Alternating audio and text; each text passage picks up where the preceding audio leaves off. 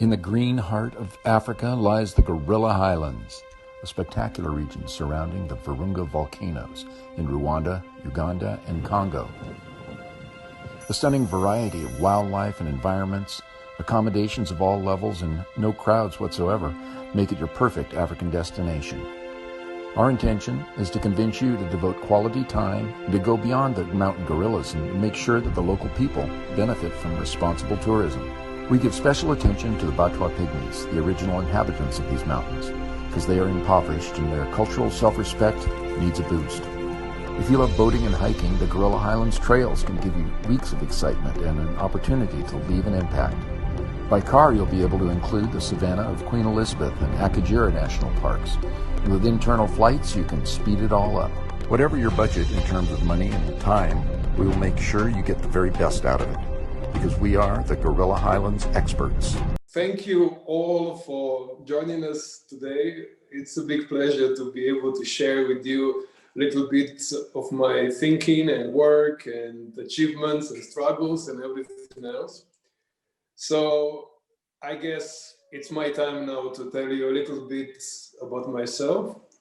I was born in Slovenia a number of years ago, and I was brought up in a way to care about others. It was always a very important component of what my especially grandparents were trying to instill in me, to have a look at how your activities actually impact other people in the world.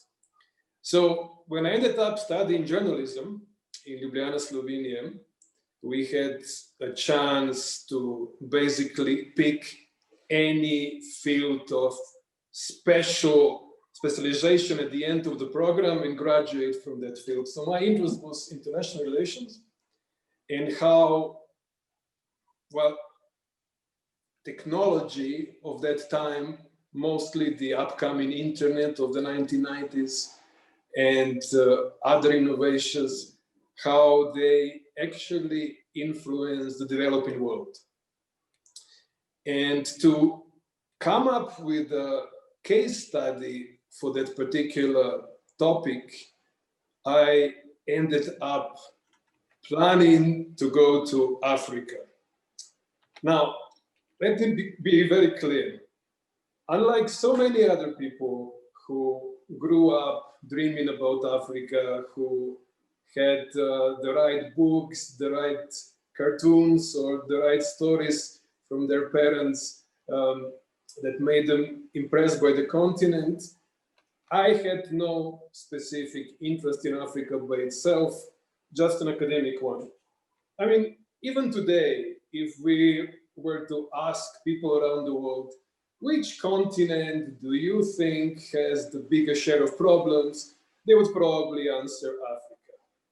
That seems to be universal and is very problematic, but in my particular case, that was what took me to the African continent. So I wanted to see how the so-called poorest of the poor could potentially benefit from technology. And I wanted to go even further. I don't know, like most of you are of the right age to remember that in the 1990s, computers and the internet were pretty much the domain of an educated city dweller who tended very much to be male, because boys kind of ended up in computers through technology that they were tinkering with at home. It was mostly hardware based, and it was pretty much a boy hacker who was in people's perception. Much later, when the social media influence and other communication levels of the internet became so important, that gender balance kind of sorted itself out. But at that point, it was about guys, and I wanted to turn that upside down. So my research was about what the internet and new technologies could do for a rural female African farmer. At the end of the day, farmers in Africa pretty much tend to be women. And there was a professor in a Dutch town of Maastricht, who studied something similar as I did, as I had interest in. And because he was in Uganda, I chose to go to Uganda myself. And one of the most profound moments of my life was when my academic supervisor at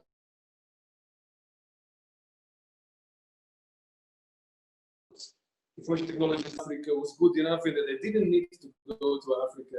My reaction was not a reaction was of somebody who needed to go. I said, no, there is no way, I cannot write about Africa without going there.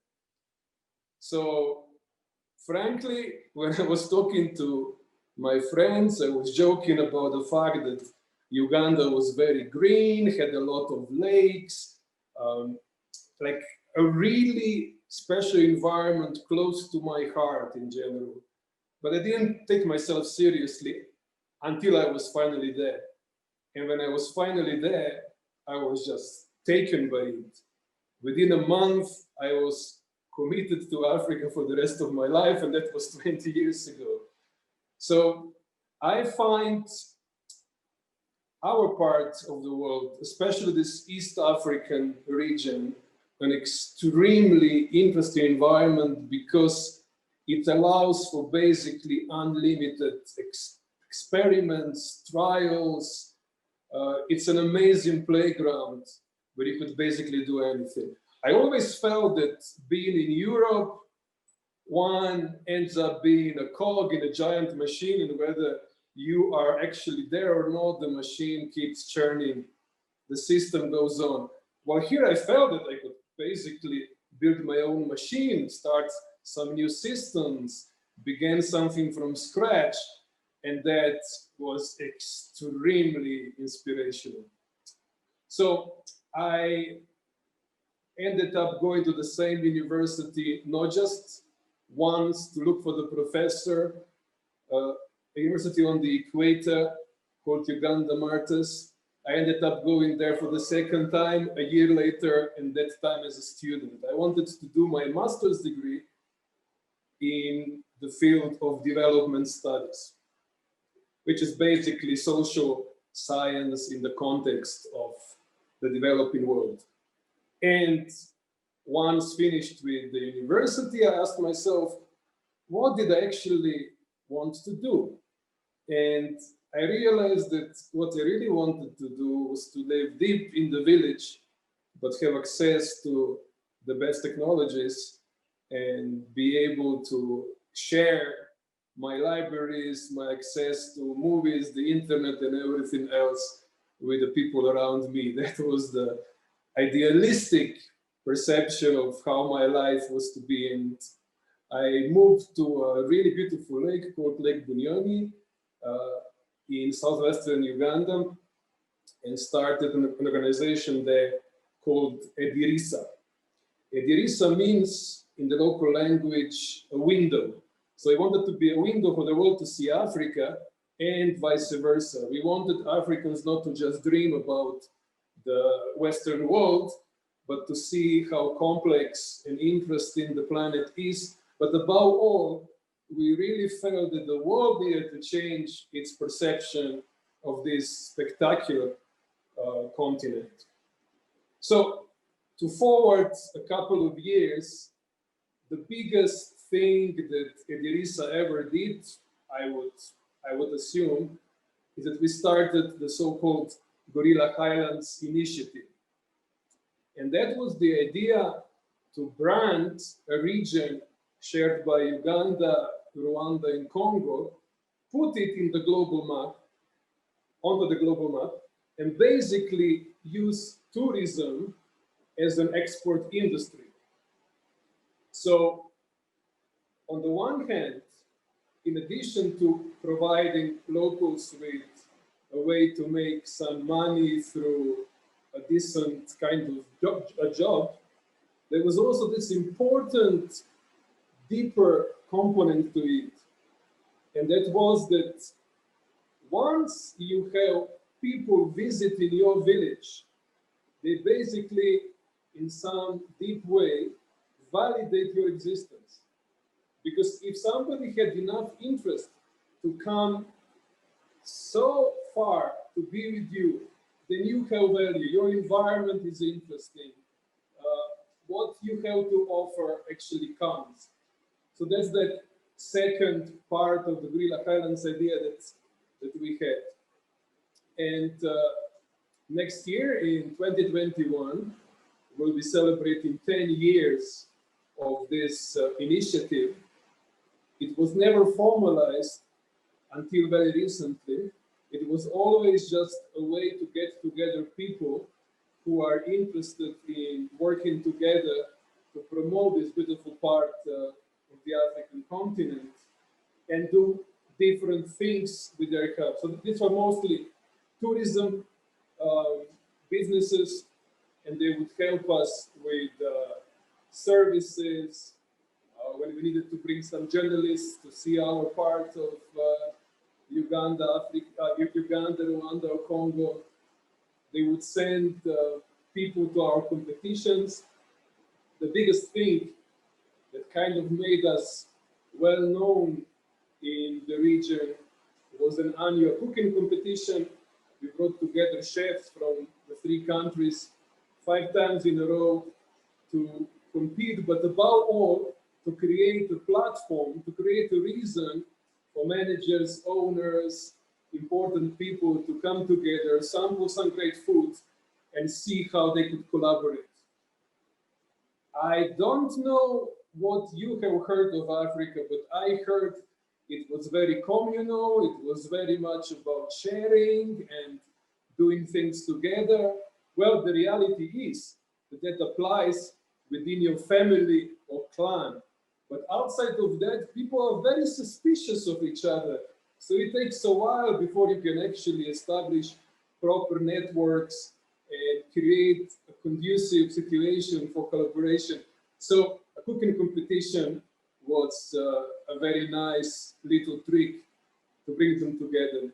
We also published a little paper booklet once or twice a year for quite a number of years, and basically tried to do any digital initiative we could think of to send the story about our region into the world. Now, I'm talking in past tense because I honestly don't know what's going to happen after the pandemic is behind us.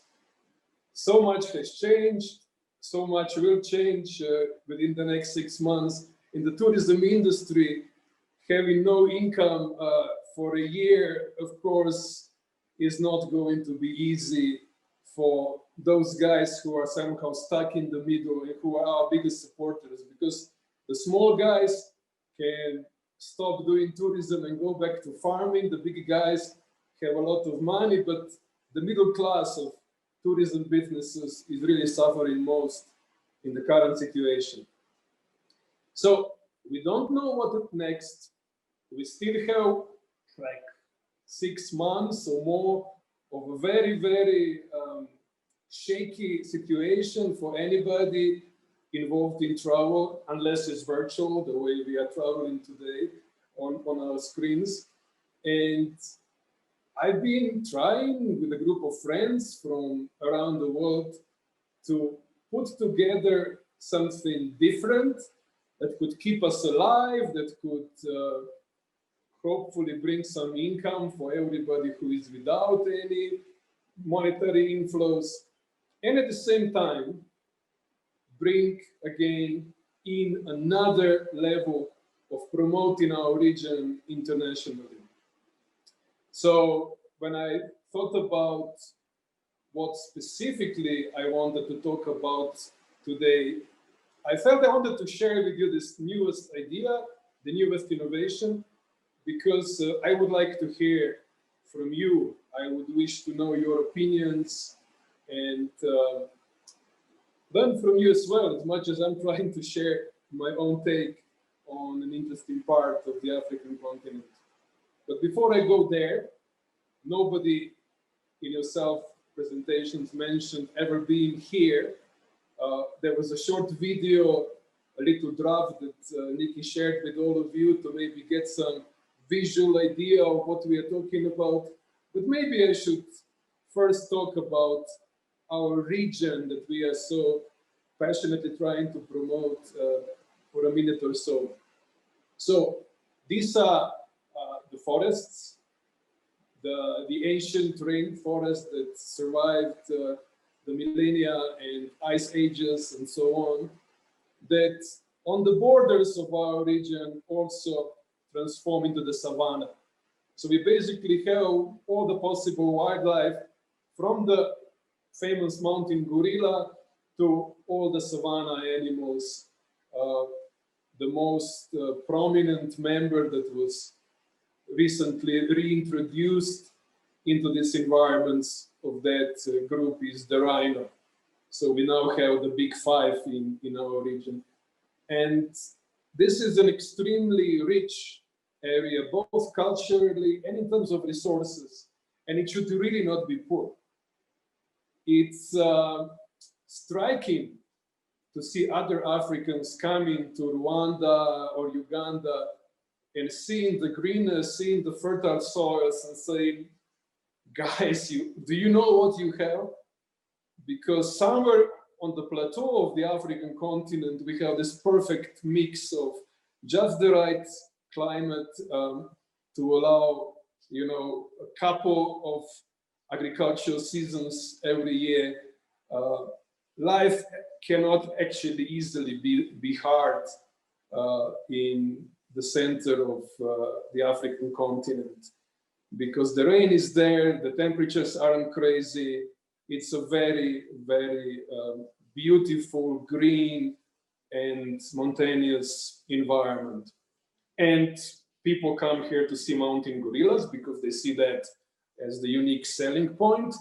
But we always try to also show them that there is so much more, not just in terms of animals, but specifically in terms of cultures.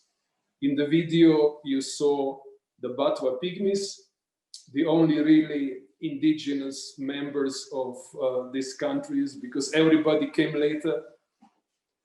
They were there where the Bantus made their big migration from Western Africa to this side of the continent. They were people of the forest, and they were impacted by the agriculturalist desire to have land to cultivate. So these guys are very important to us. And of course, all the Bantu peoples that came after. We often say that you might come to our region to see the gorilla or the animals, but you tend to go home talking about people, because humans touch you at a much more special level, because they are part of you, because they are you much more than an animal. Even though we need to admit that the mountain gorilla is very, very human in its behavior, appearance, especially in its eyes and so on. So we have a fantastic landscape, very rich cultures, interesting people. Like, there is no reason for this not to be a booming travel destination, minus, of course, the political instability or the perception of it, people's ideas of what Africa is or how dangerous it might be. Those things are basically bogging us down. But even at this moment, Rwanda, where I'm currently talking to you from, was one of the first countries to reopen because it was so successful in controlling COVID-19 that it opened its airports among the first ones in the world. It was even one of those countries on the EU list of accessible travel destinations. So a really remarkable achievement. But yeah, in reality, people are afraid to travel, not because of what they might find in Rwanda, but because you never know what happens next. What policies might change during your trip to the African continent, you might never know. So I kind of laid out the background picture of what we are dealing with. And now I would like to invite you to listen to me for a couple of minutes. I'm not timing myself, so Nikki should tell me if I'm like dangerously close to my time limit. But now I would finally wish to explain to you what we have been thinking. A group of people who are basically from all continents, but are all united through the fact that they've been to this part of the world before and care about it. So our thinking goes like this. At the moment, nobody can travel, or traveling is hard, and whoever can is going to postpone it. But people might still be interested in preparing their travels, in traveling at least with their minds, if their bodies cannot be allowed at this moment. And we would like to tap into that. And also, in a way, not benefit, but take advantage of people's misperceptions of Africa and try to offer ourselves as the experts on the ground who can prepare you, who can guide you, who can make sure that your trip to this part of the world is going to be a beautiful one.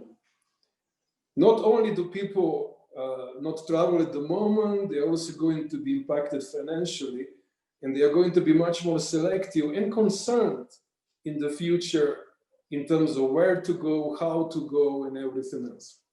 So our idea under the project name Gorilla Highlands Experts is that we bring together a bunch of really experienced individuals and offer their knowledge, their connections, their services to the outside world.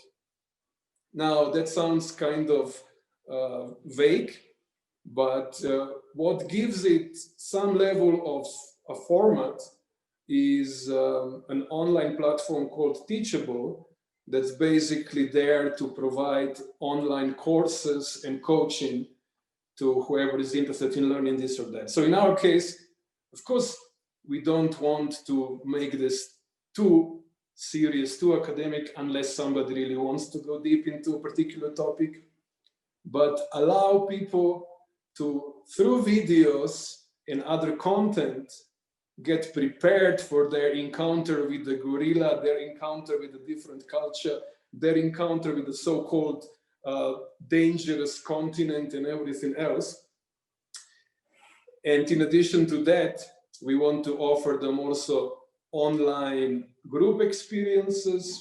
The current idea is a monthly gathering where people physically come together somewhere in Rwanda, but they also have an online level where everybody can sit and chat with people around the world about a specific topic, about a specific area, and so on. We also have a fantastic musician in Kampala, Uganda, who could chip in with a guitar, so that the online experience becomes a monthly gathering and a chance for people who might be planning their travels to get to know each other and maybe come together as a group in the future.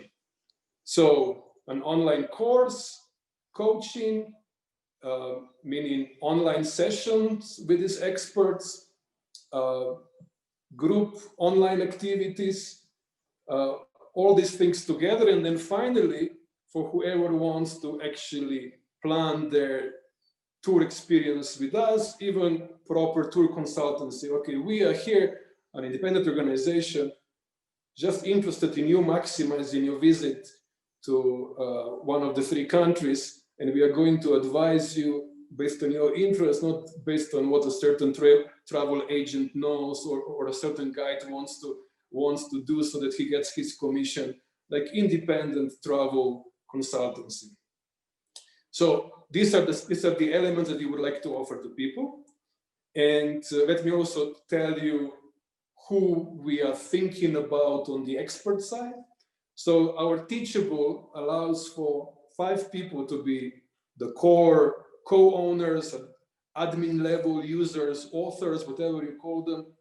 And these 5 people would be a lady in Uganda who is from Britain and a very famous travel writer and blogger, and she works in conservation a lot. She's called Charlotte. Then a lady in America called Amy, who used to work with primates in Congo. She worked with growers gorillas in one national park. She worked in Western Congo with bonobos, another primate. Then we would have 2 real rangers, one in Uganda called Yona, who has worked in different national parks and who's really had a lot of personal contact with gorillas as well. And another one, Daniel, in Rwanda, who grew up under the volcanoes where gorillas reside, but now works in a different national park called Nyungwe that is famous for chimps. Also a rainforest, just a little bit far from the volcanoes. And then finally me, Miha. I know quite a little bit about the region. The reason why Nikki knows about me is that a number of years ago, we got a global award for our interactive ebook about this part of the world. So I really kind of know it from all the sites not covered by the other 4, because my interest is always more in the social element, culture. I also have a lot of experience with volunteering. I was an agent for different volunteer organizations and brought my own volunteers in the hundreds to this part of the world. So if somebody wanted to come as a volunteer and do a good job, or probably much more likely a parent would like to send a child to Africa as a volunteer with some good backup, I could probably help with that. So these are the 5 that Teachable kind of allows as a platform for online courses and coaching. So all these 5 people could basically schedule even online calls with our clients and contribute to the course material. To me, that's basically mostly about video and stories from their lives. But then, of course, if Amy, somebody who has a lot of knowledge about primates, wanted to do something deeper, she would be very much welcome for those who are interested in the deeper story from the region. And yeah, I need to finally mention that I am deeply involved in video, so I was lucky to be able to access all the national parks and record a lot of footage that was never used because I got too busy, and it is waiting on our hard disks to be ready.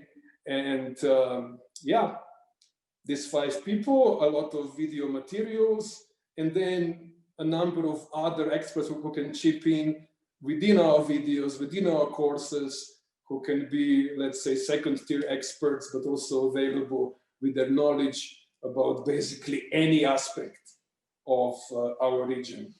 So that's the idea.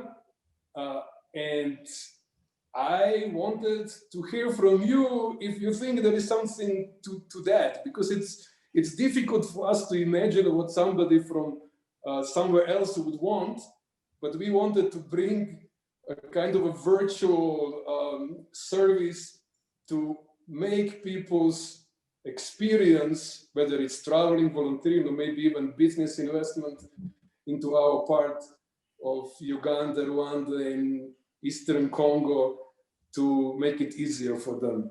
Nikki, have I done my 30 minutes, or should I tell you some more details? I'm just eager to hear from you, or maybe get some questions to realize what might be unclear.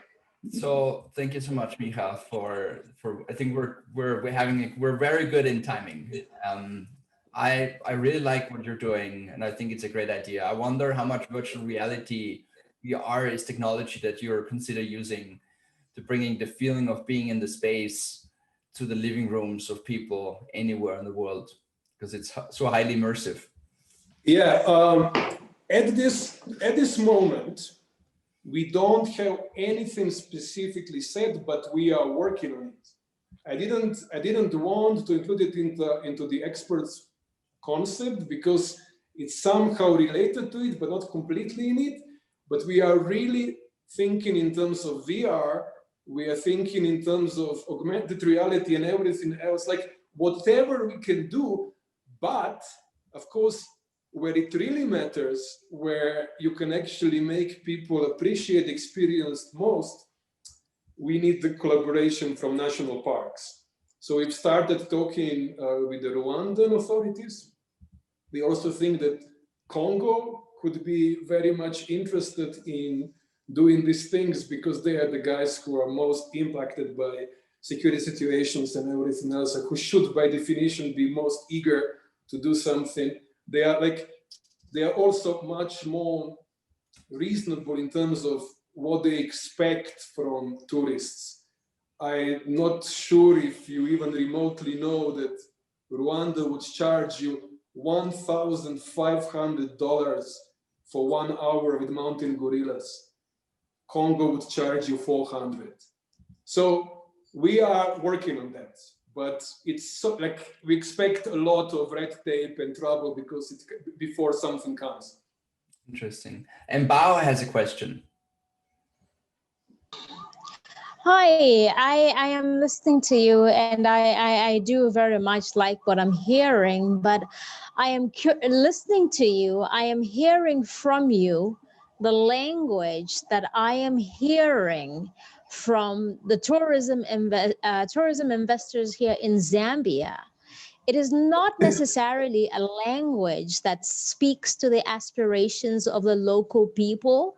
I think this is one of the first things I said to Nikki.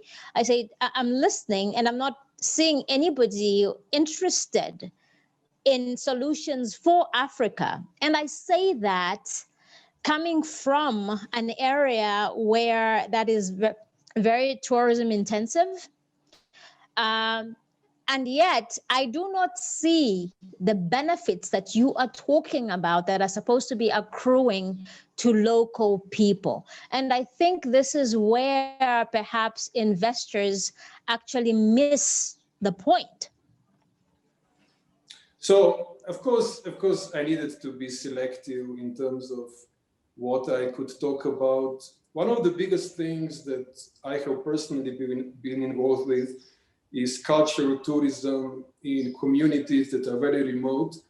So, for example, we have developed a system of trails where you basically sleep in villages because, of course, people in villages don't have extra accommodation. You come there in tents and they are hosting you while you are camping on their compound. That means they provide you with food and everything, entertainment and so on.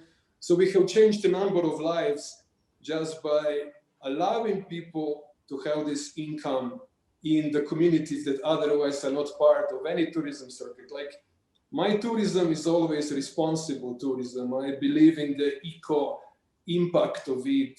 I don't want tourism to be destroying. I want it to be building. That's why I mentioned, like, very, very quickly that it was important to me that people feel that through these visits also their existence is validated, because our guests would so proudly present their guest book, our hosts would so proudly present their guest books where you can see that, you know, people from around the world have been to their villages.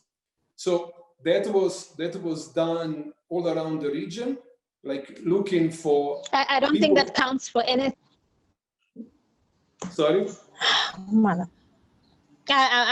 I have to sign the guest book when I go to the district education board secretary's office.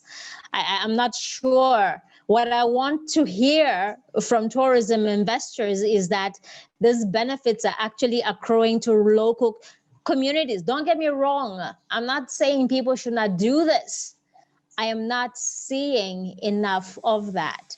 I come from Western Zambia. This is the home of the last lioness. Tons of you have seen it on National Geographic. I come from the upper Zambezi plain. The Congo is right next door to me. All of the benefits, the bulk majority of the benefits are accruing not to local communities. How do you reconcile that? I'm not even, for me, I think it's okay, I don't have a term for it, unfortunately.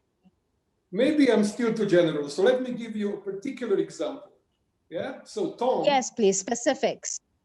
Tom Karemire was a night watchman who worked with us at Lake Bunyoni, and his home was on an island nearby, an island that nobody ever went to. Through the years, we basically helped Tom become a hotelier. So hundreds of people in a year would come through his household. It's called Tom's Homestay, and he's making significant monies by just being a host to hikers who are on multi-day tours. So that's just like one example from the point of Lake Bunyoni. Then the second example would be a community of the Batwa Pygmies who work, who live in Echuya forest. And these guys were basically doing that worst kind of style of tourism. Somebody comes, you dance for them, they throw some money at you, but probably most of the cash is being collected by the tour guide who brought them there, because you can't even talk to them. You are a victim of a guide who speaks the language. So for example, with the Batwa, we went into training of the English language. We talked a lot with them concerning the cultural side of it, that they should proudly present what it actually makes them, not what they feel the tourists should do. And of course, through their knowledge of the forest and people's interest in all that herbalist know-how, there is a motivation for that to remain in the community. So these are like two examples. Like, I talked about gorillas, I talked about other animals, but all I do is basically communities and making sure that they make some money and that people come to them in a respectful manner, and that it doesn't become one of those bad forms of tourism. So that is core me. That everything that I have mentioned at the end of the day has to do with specific individuals whose lives have been positively changed because of tourism.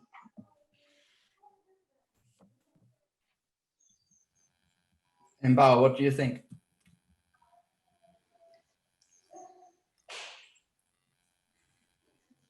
Is it there? Can I ask a question after? Oh, she seemed to have lost the connection. Yeah, go ahead, Johan. So thank you for this presentation. I actually really like your idea of how you try to change communities. And, you know, through Rotary, we have lots of projects actually in that area. But one particular thing that kind of I wanted to ask you is, so last summer I did this tour of the Serengeti in Tanzania, and you know, it was amazing. But there was this one issue that I did not like, and on the lions, you know, they put the GPS trackers. Do you see this also in your region with the gorillas? Because in Tanzania, you know, the tour guide told us that they do this because in this way they can track where these dangerous animals are, and they can safely do the walking tours in the savannah. Because some of the tourists want to walk, you know, in the middle of the animals. And Yeah. how do you see this kind of technology impacting, you know, the natural habitat of these animals in your region? So first, let me reflect on what you told us about lions. Well, the way it was presented to you might be true in that context, but in most cases, people would put trackers on animals to protect them, because these animals are quite interesting to all kinds of poachers, local and international. So in Akagera National Park, in the east of Rwanda, they have like a whole kind of coordination room where on a big map you see all the animals' location, because they are trying their level best to protect them, specifically the rhinos. Okay. In Uganda, that's mostly done with lions, and as far as I was told, it was done for conservation purposes, so that it allows them to track specific groups and make sure that they don't get into trouble. Because Ugandan national parks are not fenced. And if these lions leave the national park, they are exposed to dangers from the farmers who are very unhappy with lions attacking their cattle. Now, with the gorillas, situation is slightly different because we are talking about a much, much smaller environment. And what they do is basically manual tracking. They employ so-called trackers, individuals who are paid to every day go into the national park, be with the gorilla group, and record where it was. So that next day, they can start tracking gorillas from where the previous night the group slept. So it's basically tracking through human means. Thanks a lot. Interesting. Any other questions? Marcus. Hey, I really like this. So I'm coming from London, and I suppose the whole aspect of tourism I see as having two aspects. One of which is rich people. No, I mean people who've got enough money, off and sleeping in beautiful encampments and going off to see a bit of voyeurism almost, going off to see how the natives live and then going back to their beautiful 5-star accommodation. And one side of me says, hey, that's quite nice. And the other side of me says, absolutely terrible. So I don't do that. And I'm just intrigued as to the wonderful, let me tell you, I think what you're doing is fantastic. Okay. I agree with Nikki. I think there's a whole aspect of gradually drawing people in so the people who can really benefit can see why they can really benefit. And I think Nikki's right on VR and everything which we can do so that you're forward marketing onto people's screens and ears and emotions so they get drawn to you. But I just have a commentary. If this is too successful, then you become Benidorm. I'm using this as a terrible example of the very worst. And where do you see this balance between enough people to be economically interesting and fewish people so that it doesn't become overwhelming? Where is that? How do you do that? So, first of all, we are, well, miles away from being ever overcrowded. So it's not really on the radar right now, but we keep thinking about it. Like the same Batwa Pygmy community that I talked about, I asked them, okay, guys, like you are now very happy because you get a group of people in a week. Like, what would be too much for you? Like, when would they stop being welcome guests and would just become tourists to make money for you? And they said, no, just bring as many as possible. I don't believe in that. I consulted them, but I would probably at one stage, introduce my own limit if that was actually a danger. Currently, it's not, and probably it won't be in the foreseeable future. But let me connect the beginning of what you asked with the end of it. I currently live in Rwanda. I moved here, even though I now have a Ugandan passport and all that. In my heart, I'm Ugandan, but in Rwanda, I found an amazing international school where my children can actually live in the rural area and go to a good school. So I'm here exposed to different tourism. Rwanda is very much upmarket. That whole thing about $1,500, that's part of it. So they realized that they could not have more gorillas.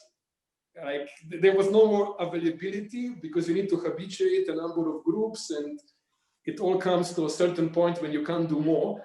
So they said, okay, we are just going to raise the prices. So Rwanda is very expensive for the traveler. So their way of limiting it is money. It's too expensive for a budget traveler or a backpacker in most cases.